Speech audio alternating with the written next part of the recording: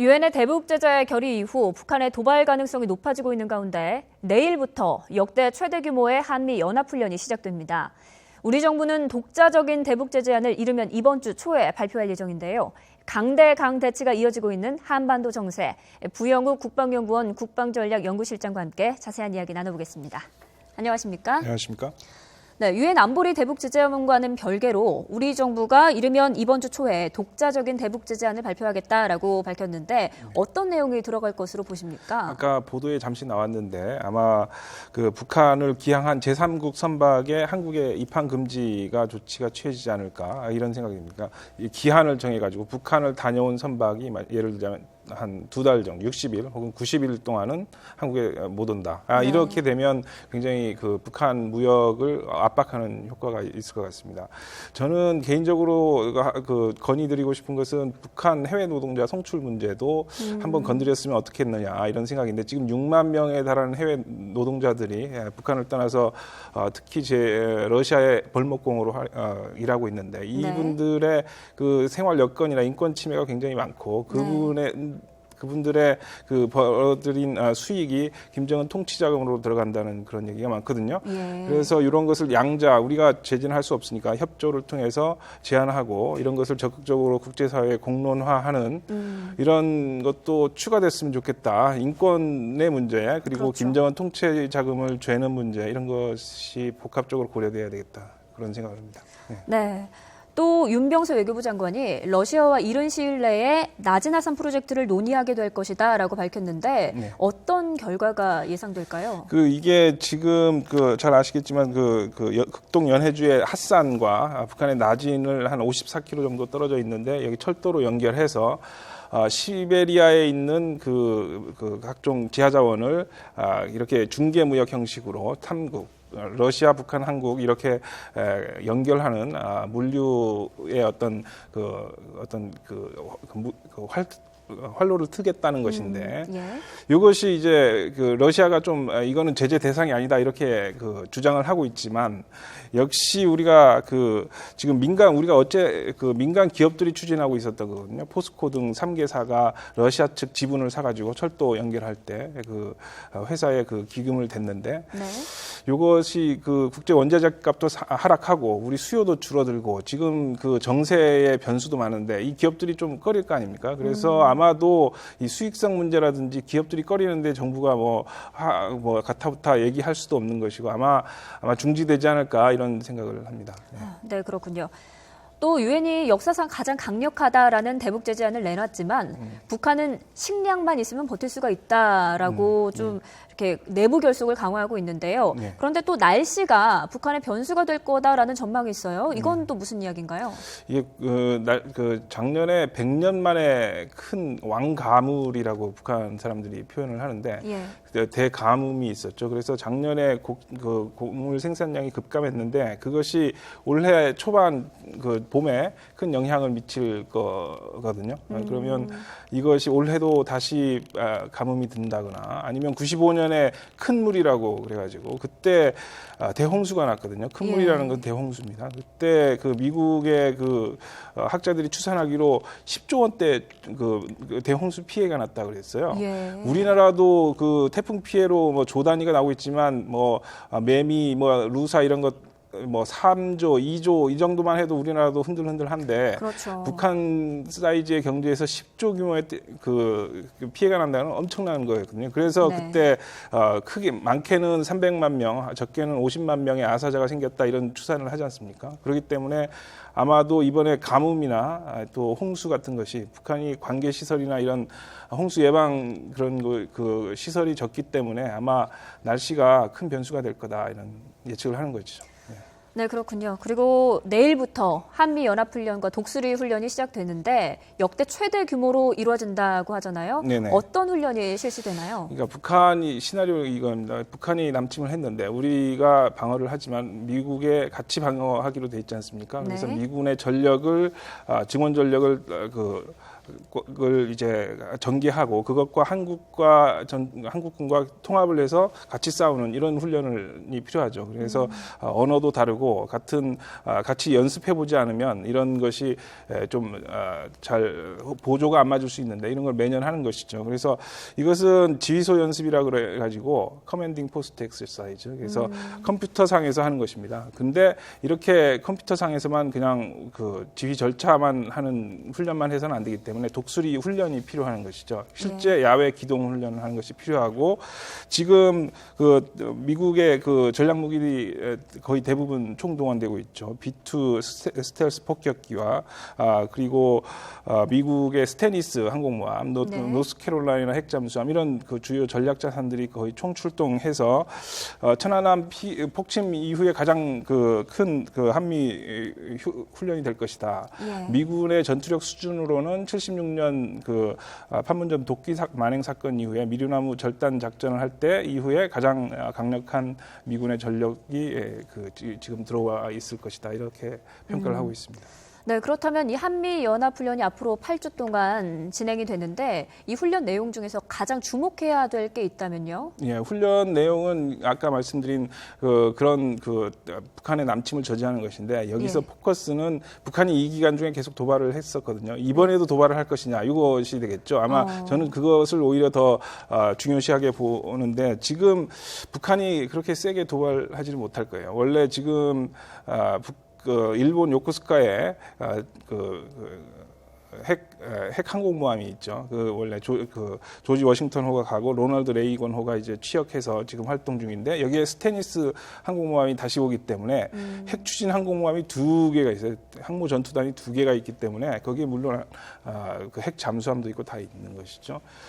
이렇게 막강한 전투력이 있는데 도발을 하려면 북한도 겁이 날 거란 말이죠. 그래서 소심한 도발을 할 것이 예상됩니다. 사이버 공격이나 단거리 미사일 발사나 엊그제 했던 300mm 방사포 훈련 이런 것들을 할 것인데 만약에 조금 더 그거보다 수준을 높인 도발 같은 것을 예상을 한다면 NLL 인근으로 해안포 발사라든지 우리 대북 확성기를 향한 사격, 조준 사격 이 정도가 예상이 되는데 그 정도가 맥시멈이 아닐까 이렇게 저는 조심스럽게 예측을 하거든요. 왜냐하면 지금 한미가 벼르고 있는데 지금 딱 오늘이 북한 핵실험한 지 딱 2달 되는 날이지 않습니까? 지금 북한이 도발하면 우리가 엄청나게 반격을 응징을 할 거란 말이죠. 북한이 그걸 아마 굉장히 두려워할 거다. 그래서 소심한 도발을 할 것이 예상된다. 이렇게 보겠습니다. 네, 이렇게 북한이 도발을 할 정도로 굉장히 예민하게 반응을 하고 있지 않습니까? 이 한미연합훈련이 북한에게 어떤 효과를 주는 것인지도 궁금합니다. 이 군사적으로 대치되어 있는 국가들인 경우에 상대편이 한쪽이 훈련을 하면 반대편은 대응하지 않을 수 없어요. 같이 군사력을 움직여야 돼요. 왜냐하면 이것은 훈련을 가장해서 기습의 공포 이런 것이 군사적으로는 있기 때문에 작전 지휘관들은 그것에 대응하지 않을 수 없고 그런 것을 도외시하더라도 이 자기들 병사들의 사기도 생각을 해야 되거든요. 그러면 북한이 지금 그렇지 않아도 재정난인데 이 훈련을 한국과 미국이 하는 것을 따라 하려면 얼마나 군대 재정이 나빠지겠습니까? 그런 효과가 있는 것이고 그래서 아까 말씀드린 대로 기습의 공포 이런 것을 낮추기 위해서 우리는 북한 보고 와서 봐라 이렇게 하고 있어요. 그런데 이제 북한은 보지도 않고 그렇게 막말 이런 것을 하면서 저렇게 웅크리고 있는 것이죠. 네, 그렇군요. 이렇게 북한이 잇따라 예민한 반응을 내놓고 있는데요. 조선중앙통신에 의하면 청와대가 1차 타격 대상이다. 이렇게 규정한 북한 인민군 최고사령부의 중대 성명이 유엔 안보리에서 공식 문건으로 배포가 됐다고 해요. 네, 북한이 이제 막말이 점점 심해지고 있고 우리 박근혜 대통령을 지목해서 그런 막말도 계속 하고 있는데 그런 것을 노동신문 전면에 이렇게 싣기도 하고 그런 행태를 보면 과연 이게 북한도 국가인데 그런 막말을 그렇게 공식 기관지에 쓰는 것이 좀 체면 생각도 안 하는구나 이런 생각을 하고 있고 이것을 또 공식 문건으로 안보리에 거기가 어디라고 이런 것을 할 수도 없으면서 하는 것을 보면 이 위협을 뭔가 초조하거나 뭔가 협박을 하는 것이 잘 먹히지 않으니까 편집증적으로 이렇게 하는 그런 상황이 아닌가 이런 생각이 듭니다. 네, 또 뭐 노동신문에도 굉장히 위협적인 발언을 쏟아냈는데 계속해서 이렇게 하는 북한의 속내가 더 뭐가 있을까요? 네, 핵으로 타격한다 이런 상황인데 핵으로 타격한다거나 아니면 청와대를 타격한다 이런 얘기인데 우리 그 실제 할 수 없거든요. 지금 그렇다면 전쟁 상황이고 아까 말씀드렸듯이 항모 전투단이 2개가 와 있는데 그 항모 전투단 하나가 웬만한 나라의 군사력 수준을 커버할 정도로 막강한 전투력을 가지는데 이 상황에서 그런 상황을 하는 것은 군사적으로 바보가 아니면 할 수가 없는 것인데 그런 것이 이제 대북 제재가 옥죄어 오니까 이 말로써 하는 말의 전쟁을 지금 하고 있는데 그 속내가 참 딱하다. 지금 그 중국과 뭐 미국이 말렸는데 그 배심을 보여주기 위해서 핵실험하고 바로 연이어서 장거리 미사일도 발사하고 했는데 이것이 많은 사람들이 심지어 중국조차 전략적 패착이다. 너무 오버했다. 이렇게 보고 있는 상황에서 이런 좀 많은 생각이 오가겠죠. 그래서 지금 말로 행동은 못하고 말로 이렇게 말의 전쟁을 하고 있는 게 아닌가 이런 생각을 합니다. 말로만 위협을 하고 있는 것이다라고 네네. 하셨는데 지난 3일에 김정은이 핵탄두를 언제든지 쏠 수 있도록 준비해라. 네. 군 대응 방식을 선제 공격 방식으로 전환하겠다. 뭐 네네. 이런 위협적인 발언을 또 쏟아냈어요. 네네. 북한이 이렇게 주장하는 핵탄두가 실제로 존재하기는 한 겁니까? 핵 탄두의 실전 배치하고 핵 무기가 있느냐 없느냐하고는 다른 거죠. 핵 무기는 있을지 몰라요. 스톡홀름 국제평화연구소에서 지금 6개에서 8개의 핵탄두가 있다고 얘기했고 많은 분들이 어떤 다른 연구기관에서는 20기의 핵탄두가 있다고 얘기를 하는데 하여튼 그것이 있는 거하고 이것이 군사적으로 효용을 가지기 위해서는 이게 미사일에 장착이 돼야 돼요. 소형화되고 미사일에 장착이 돼야 이게 군사적인 효과가 있죠. 비행기에서 한다거나 선박에서 한다거나 그냥 지상에서 터뜨린다거나 이것은 의미가 없는 거예요. 군사적으로 큰 전략적인 의미가 별로 없는 거예요. 그렇죠. 미사일로 아주 마하 5 이상의 속력으로 타격을 해야 그것을 막을 수 없기 때문에 군사적인 그 충격과 공포가 발생하는 것이거든요. 그런데 북한은 제가 보기에는 지금 그 수준은 아니다. 갖고 있을지 몰라도 탄도미사일에 지금 임박하긴 했지만 실전 배치는 아니다. 그리고 선제 얘기를 자꾸 하는데 사실은 한미의 방어력이 막강하기 때문에 북한은 선제 이외에는 다른 군사적인 방법이 없어요. 선제를 해야 그나마 승산이 있다고 보여지기 때문에 북한 6.25 전쟁 때도 선제하지 않았습니까? 그것은 원래 북한이 가지고 있는 군사 전략의 기본 요체죠. 선제하고 속전속결을 하겠다 이것인데 그것을 다시 반복한 거에 지나지 않다. 그것에 대해서 크게 공포를 느낄 필요는 없다. 당연한 얘기를 한 것이고 아까 그 실전 배치 요구는 약간의 허풍이 들어간 것 같다 이렇게 평가를 합니다. 네, 그러시군요. 또 미국 국방부가 북한이 핵무기를 소형화해서 ICBM에 장착하는 실험이나 시연을 본 적이 없다. 이렇게 북한 정부의 주장을 일축했는데 이에 대해서는 어떻게 생각하십니까? 미국을 향하는 ICBM, 한국을 향한 뭐 노동미사일이나 스커드 얘기를 하는 게 아니라 미국이 입장에 봤을 때 미국을 향하는 ICBM에 들어갈 만큼 소형화하고 그것이 외기권으로 갔다가 다시 진입할 때 6,000도 이상의 고온을 견뎌내야 되기 때문에 소형화에다가 플러스 재진입을 위한 재료공학적인 기술적 혁신을 이루었느냐, 요거 퀘스천이거든요. 근데 북한이 아직 그거는 못했다는 평가인데 이것은 아까 말씀드렸듯이 북한이 한국을 향한 노동미사일이나 스커드에 장착을 했냐 안 했느냐는 또 다른 얘기입니다. 그래서 그 미국의 입장에서 얘기한 그 부분하고 요거는 좀 다르게 보셔야 되고 한국을 향한 요 부분은 기억할 만한 것이 이제 로버트 게이츠 국방장관이 2011년 1월에 5년 안에 아마 가능할 것이다 했는데 2016년이죠. 그래서 5년이 지났단 말이죠. 그래서 약간 북한이 조금 기술적인 진전이나 이런 것이 좀 늦어졌다 할지라도 임박했다 이렇게는 평가를 해야죠. 그러시군요. 이번에는 북한 내부의 동향을 좀 살펴보겠습니다. 지난 12월에 대남 총책 김양건 전 노동당 비서가 사망을 했다는 소식이 전해졌는데 이게 기존의 보도와는 좀 다르게 평양 한복판에서 교통사고로 숨졌다. 그리고 국민 묘지 중에서도 최고위급 묘역에 묻혔다라는 주장이 나왔거든요.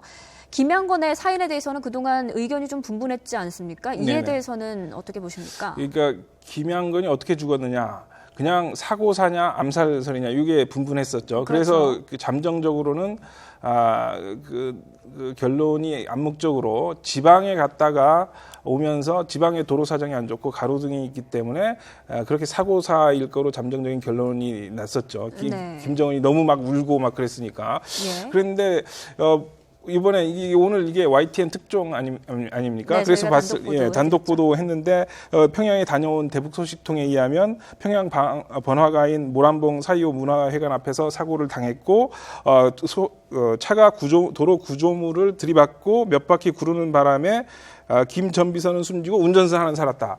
예. 이런 얘기를 했거든요. 그렇죠. 그러면 이거 어떻게 생각해야 될까요? 오히려 그 암살설에 좀 무게가 가는 게 아닐까요? 그 전에는 아까 지방순 씨 이외에 파티에 갔다가 그때는 김정은이 주최하는 파티에는 늦게 끝나고 술도 마시고 해서 음주운전으로 했을 가능성이 있는데 예. 이게 음주운전이 아니고 운전사는 살았단 말이죠. 그래서 이게 암살설에 또 김정은이 모르는 사이에 또 암살이 있는 것이 아니었나 이런 생각을 하는 것이죠. 그래서 이 김 전 비서 같은 경우에는 그 별로 반대 세력도 없는데 네. 왜 그랬을까 이런 건 추측이 막 가능해지는 것이죠. 그래서 이 김 전 비서가 사망함으로써 이익을 보는 세력이 무엇이냐 이런 걸 생각을 해보는 것이죠. 그렇게 봤을 때 김정은의 신년사 발표하기 직전에 사망을 했으니까 신년사에서 어떤 남북 화해 무드를 조성하지 못함으로써 더 이익을 보는 강경파들의 어떤 작품이 아니냐 이런 그 소설이 가능해지는 것이죠. 이거는 정말 내부 소식을 모르기 때문에 소설인데 그런 논리적으로 이렇게 하다 보면 그 이후에 그 남북 강경 대치 국면이 1월 6일 날 그 핵 실험을 통해서 이렇게 되는 것을 보면 예. 아주 가능한 소설이겠다 보여지죠. 네. 네, 그런가 하면 또 김정은의 측근으로 김정식 노동당 중앙위원회 부부장이 부상을 했다라는 소식도 들렸는데 네.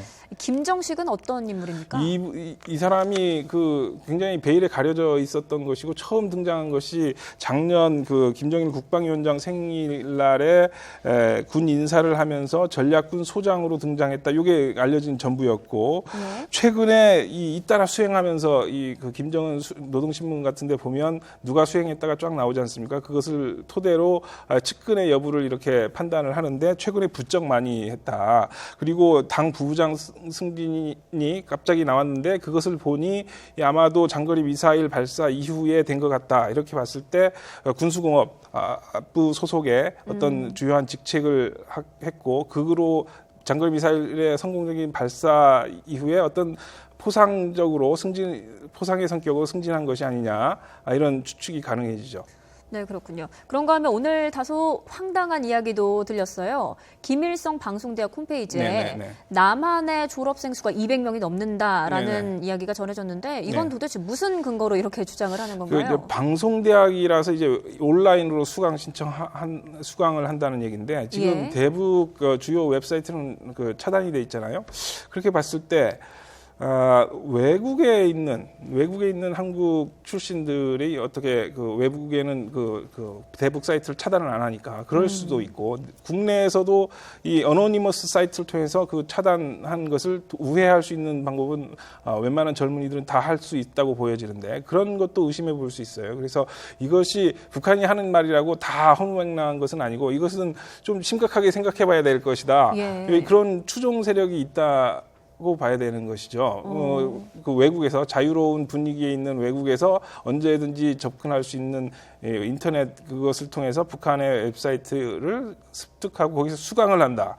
한국 내에서 이 약간의 해킹 실력이 있는 분들이 우리가 막아놓은 방화벽을 우회해서 북한에 접속한다. 이거는 좀 어느 정도 가능성이 있는 가능성이 이야기다라고 있다고 저는 보시는군요. 판단합니다. 예. 네, 또 그런가 하면 안보리 대북 제재한 이후에 첫 제재 사례가 나왔어요. 필리핀이 북한 화물선 진텅호를 몰수했는데요. 네네. 향후에 어떤 조치가 취해질지도 궁금합니다. 네, OMM 30일, 그러니까 OMM이란 것은 북한의 원양 해운관리회사 영문명이거든요. 이 예. 회사가 31척의 배를 갖고 있어요. 근데 이 회사는 2013년 7월이죠. 7월에 이 청천강호가 이 OMM 회사의 그 소속이었는데 쿠바에 갔다가 오면서 거기에 미그 21 그 다음에 방공 무기를 설탕포대 밑에 이제 숨겨가지고 오다가 파나마에서 들켰거든요. 그 이후로 이 31척 OMM 회사에 있는 31척의 선박에 대해서는 블랙리스트에 올랐는데 이번에 2270 그 안보리 결의를 통해서 이 회사 소속 31척은 무조건 어느 입항을 금지하거나 만약에 들어오면 몰수해라. 이게 의무적으로 조항이 추가됐죠. 그래서 필리핀이 그 안보 유엔 회원국이니까 당연히 해야 될 의무를 한 것이죠. 이번에는 설탕포대가 아니라 야자수 씨앗을 싣고 가고 있었대요. 그래서 그 밑에 비밀 컨테이너 같은 것을 좀 잘 조사를 해봐야 되겠죠. 예. 그런가 하면 필리핀에서 몰수한 이 북한 진통호의 경우에는 시에라리온 국적으로 돼 있어요. 네네. 북한 이 선박이 총 31척, 그러니까 네. 유엔 제재 대상에 포함된 북한 선박이 총 31척인데 네. 그중에 10척이 다른 나라 국적으로 돼 있더라고요. 네네네. 이게 어떻게 가능한 건가요? 이게 편의 지적 때문인데요. 지금 31척 중에 10척은 시에라리온 4척, 캄보디아 3척, 팔라우, 탄자니아, 몽골 이게 각 1척인데 이게 그 국제적인 관행입니다. 우리나라 해운 회사들도 우리나라 국적이 아니라 다른 나라 바하마라든지 이런데